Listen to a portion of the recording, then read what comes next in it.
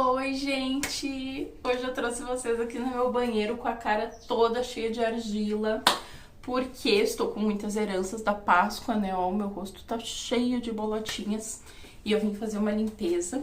E enquanto eu vou limpando meu rosto, eu queria conversar com vocês sobre autoestima, que eu já trouxe um vídeo esses dias falando da importância dela para nós conquistarmos as coisas que a gente quer, inclusive as coisas materiais, porém eu falei bastante de autoestima relacionado à parte física, né? Eu tinha dado umas dicas de como fazer a manutenção dessa autoestima, inclusive estou aqui fazendo a manutenção da minha. Mas eu não falei sobre o poder da autoestima intelectual, e é isso que eu quero trazer para vocês hoje, então vem comigo. Pessoal, não estranhem que eu vou ficar olhando pra cá, ó, porque o meu espelho tá aqui, tá? Mas assim, ó, o que eu queria conversar com vocês sobre autoestima é o seguinte: eu venho de uma família que a minha mãe e a minha irmã, que eram as pessoas que me ajudavam a estudar, elas são bem de exatas. Elas gostam de matemática, elas entendem, se dão bem com isso. E eu, ao contrário, nunca me dei bem com matemática. E aí eu, hoje na vida adulta que eu fui professora, eu tenho muitas ressalvas sobre a maneira como é ensinado para as crianças, mas enfim, nem vamos entrar nesse assunto, né? Então, nunca tive esse amor por matemática e aí eu, óbvio, né, sofria muitas coisas referentes a isso, né, de que eu não ia bem, e daí assim, ó, no fundamental eu nunca peguei nenhuma recuperação, acho que porque a minha mãe ficava até muito em cima. E porque era uma escola que me conhecia desde sempre. Imagina, eu entrei com 5 anos e saí com 14 da escola. Até que chegou o ensino médio. Meu Deus do céu. Aí eu fui para uma escola muito mais forte, bem voltada a os alunos passarem vestibular para eles serem uma escola propaganda. Só que não era qualquer vestibular, né? Eles queriam que passasse na URGS. Então, era feito praticamente, me desculpa o termo, mas tipo uma lavagem cerebral pra tu achar que todas as outras universidades eram um lixo e que se tu só seria um sucesso se tu passasse na URGS. E eu lembro que tinha um professor de matemática que ele dizia assim, ó, quem não for bem na minha disciplina pode saber, não vai passar na URGS. Ninguém nunca passou. Porque tem que ir bem na minha disciplina, tem que passar na minha disciplina pra conseguir passar na URGS. Pois bem, não é que ele tava certo, porque eu realmente não passei, né?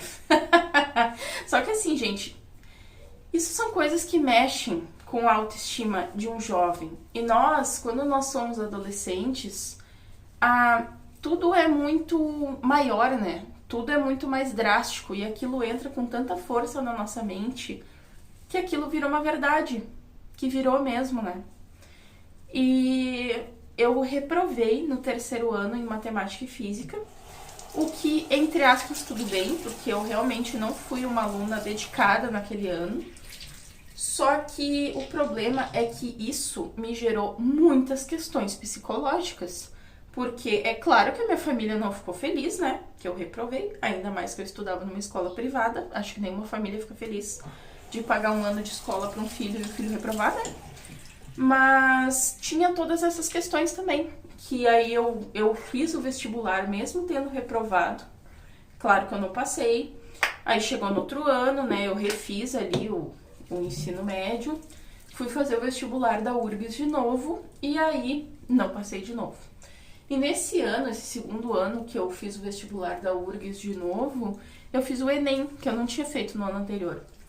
E aí eu fui aprovada em biologia, que era o que eu queria fazer, na Universidade Federal do Pampa, em São Gabriel, que eu já comentei num vídeo aqui antes, falando que eu morei nessa cidade, né, inclusive por 10 anos.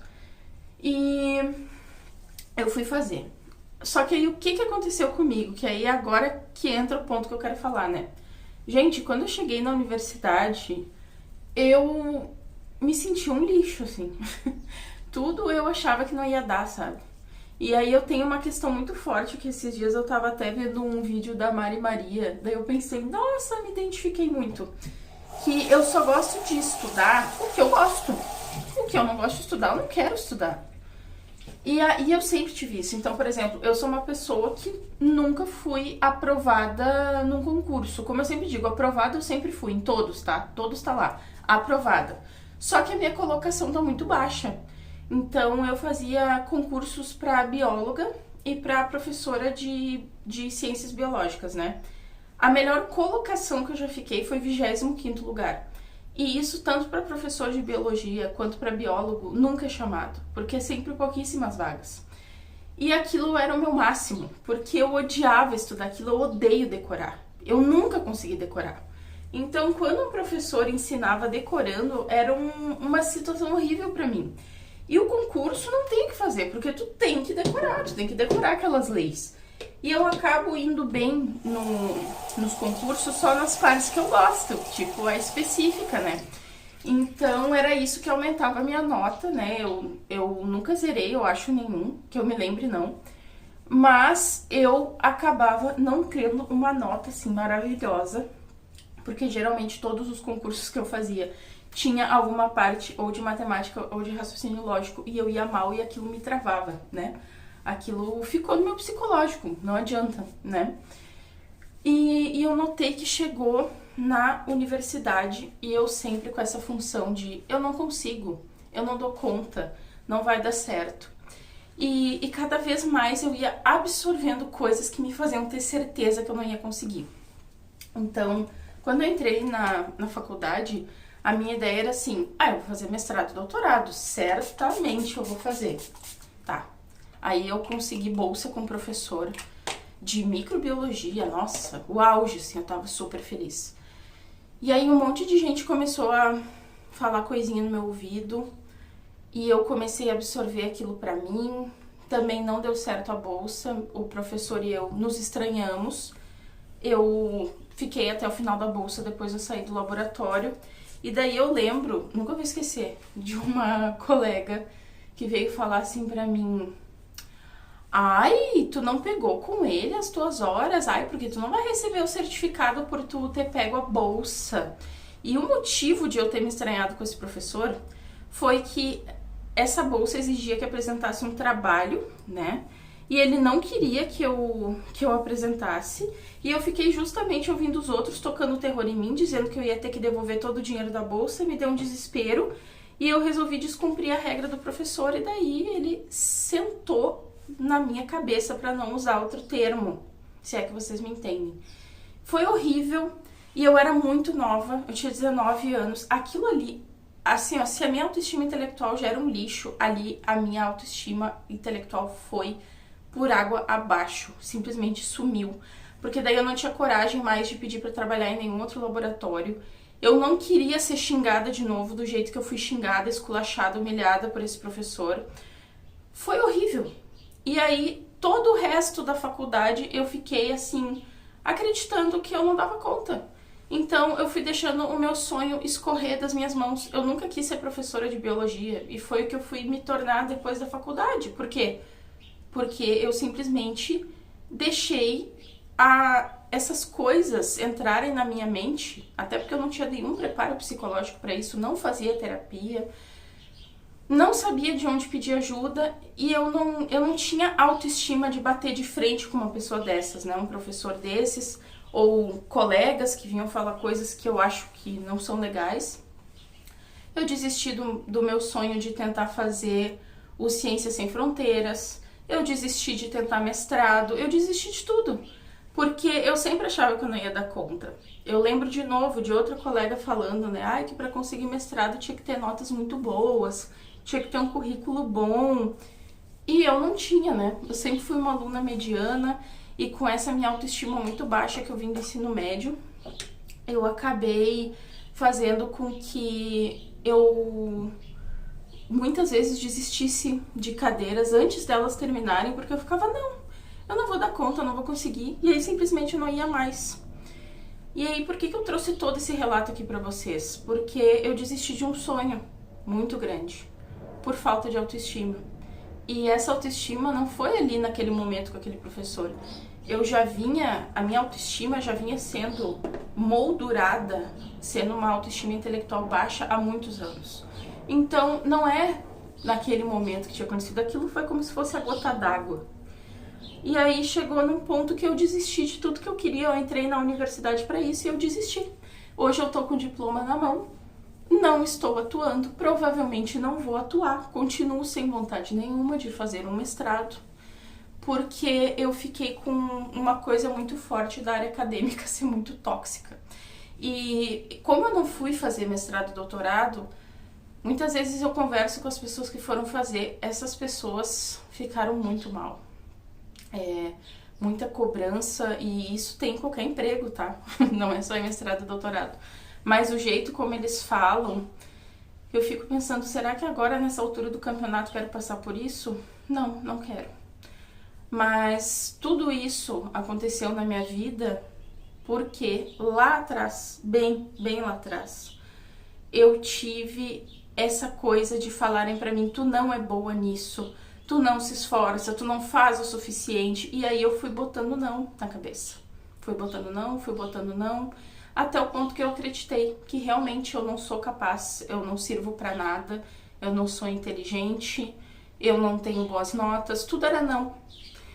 E pra eu reverter isso, gente, está sendo aos poucos, tá? Porque eu não tô falando isso pra vocês no momento que, uau, eu já estou aqui, uma pessoa muito poderosa, dona de si, segura quanto ao meu intelecto, não. Muito pelo contrário, eu estou caminhando nessa função. Eu sinto que eu consegui melhorar a minha autoestima física muito antes da minha autoestima intelectual. Hoje, eu estou fazendo com o meu intelecto a mesma coisa que eu fiz com o meu físico. Vocês viram, né? Acabei de fazer aqui com vocês. Acabei de fazer uma limpeza de pele. Amanhã, essas marcas de acne aqui vão estar bem mais calmas.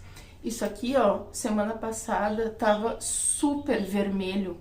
Aquelas de estourar, assim. E essa semana já tá, ó, sequinhas. E essas manchinhas na minha pele é normal, eu já me acostumei. Então, a minha autoestima física é muito mais fácil pra mim de construir ela sendo uma autoestima boa, né, uma relação ótima comigo mesma, do que a intelectual, porque foi colocado com tanta força na minha mente certas crenças que fica um pouco difícil tirar, e eu estou indo tirando aos poucos, né, e eu comecei a reparar assim, por que quando os outros vêm pra mim falar que alguma coisa não vai dar certo e eu fico tentando animar a pessoa dizendo vai dar sim, tu vai conseguir, tu é capaz, e eu não falo isso pra mim? Sabe quando tu tem um minuto assim de se tocar assim, por que eu não estou falando isso pra mim mesma? Porque eu também mereço ouvir isso de mim, eu ter esse carinho por mim, de dizer, Bruna, vai dar tudo certo sim, tu não é burra, tudo que tu fez até agora tu fez sozinha. Ninguém estudou um dia uma prova pra ti, ninguém fez um concurso pra ti, ninguém foi dar uma aula pra ti, porque eu fui professora de escola estadual por 4 anos e meio. Então, assim, por que eu tenho uma autoestima intelectual tão baixa de achar que eu não sou capaz, né? Então, hoje eu quis trazer essa conversa pra vocês pra gente ver, né, como às vezes é bom nós termos alguém pra nos identificarmos e nós sabermos que podemos melhorar sim essa autoestima intelectual, e em próximos vídeos eu vou trazer aí pra vocês também algumas dicas que eu tenho pra levantar essa autoestima das gatas aqui, dos gatos, pra nós nos sentirmos inteligentes e capazes, pra nós conquistarmos tudo na nossa volta, tudo, né? A nossa liberdade em todos os sentidos. Então, gente, muito obrigada por vocês terem ficado aqui comigo até esse momento. Um beijo enorme e até o próximo.